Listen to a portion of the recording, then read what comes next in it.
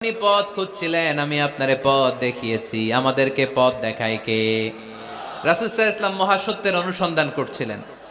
দল্লান অর্থ এখানে পথহারা পথিকের মতো আপনি খুঁজছিলেন, কই যাবেন, ডানে না বায়ে। মাঝে মাঝে আমাদের এরকম হয় না, চুয়াডাঙ্গা থেকে কুষ্টিয়া কি এই রাস্তায় যায় না এইটায় যায়, বুঝতে পারতেছি না তো। অনেক রাতে যদি রওনা দেন, কেউ বলারও নাই, দেখায় দেওয়ার মতো কেউ নাই, বাজার টাজার বন্ধ। মাঝে মাঝে আমরা ঝামেলায় পড়ে যাই। আমরা যারা বক্তা, আমরা ঝামেলায় পরিবেশ।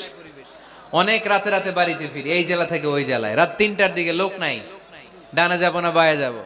পুলিশ ভাইরা মাঝে মাঝে সহায়তা করে, অনেক সময় পুলিশও নাই, তখন ভরসা একজনের উপর, তিনি কে? তো রাসূল সাল্লাল্লাহু আলাইহি ওয়াসাল্লাম সত্যের পথ খুঁজছিলেন, ডানে না বায়ে। আল্লাহ বললেন বায়ে না, ডানে যান। ফাহাদা, আল্লাহ হেদায়েতের রাস্তায় তুলে দিলেন। সুবহানাল্লাহ পড়েন। আমরা যদি পথ ভুলে যাই, আমাদের পথ দেখায় কে? সবাই বলেন, আমাদের পথ দেখায় কে?